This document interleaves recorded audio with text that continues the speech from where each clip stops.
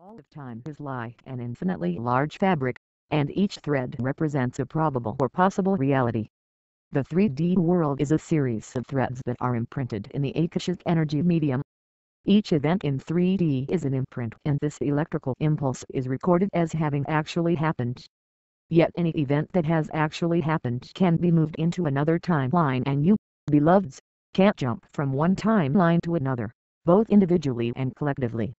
Therefore, if you desire to change history, you can simply select another thread in the fabric and make that your new timeline. In your physics, you call experiments with this idea quantum entanglement. Was this brief disclaimer, as you like to call it, we will begin. This universe you find yourselves in began about 20 billion years ago as a point of light within the mind of God.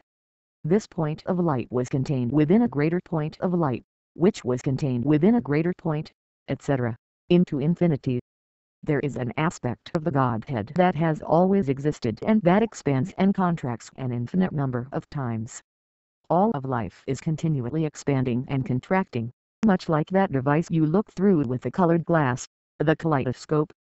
During one of the expansion phases, approximately 4.5 billion years ago, your world you call Earth was formed out of primordial dust and gas. Like all newly formed worlds, it was mostly hydrogen and a few other gases, not containing the kind of life you know. Throughout this physical-chemical process, the Godhead, in an expansion phase, differentiated itself into units of consciousness, which later became known as souls. These original souls, called the founders, are what we represent to you. We were the original sparks of light that were showered out from the infinite source during this expansion. Our individuality began approximately 1 billion years ago, and we went forth to explore the creation. We found millions of planets in their early stages of development, including your world, and we remained in the form of sparks, although actually to you we look like large blue-white stars.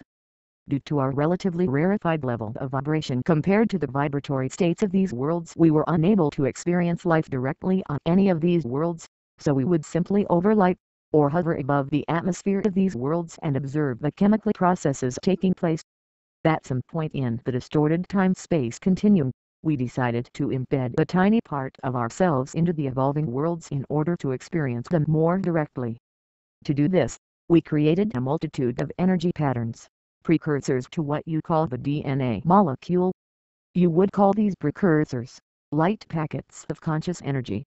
These light packets were able to descend in vibration down to what you would call the 9th or 10th density.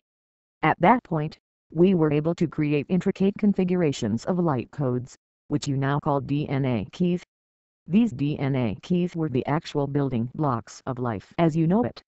We then densified these keys down to what you call 7th density, the first level of the actual DNA codes. As 7th density beings, we were finally able to experience this expanding universe directly as inhabitants of evolving worlds.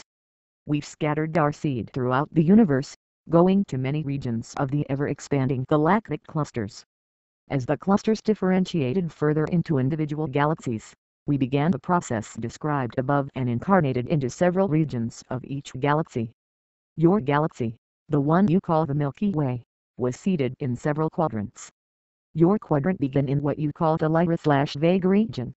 It is here that the first 7th density forms were manifested, through manipulation and permutation of the DNA codes. It took us nearly 900 million years to perfect this process, and it is only within the last 100 million years that we were able to create life forms in all the densities down to 3rd density. The process of differentiation is difficult for most Earth souls to comprehend.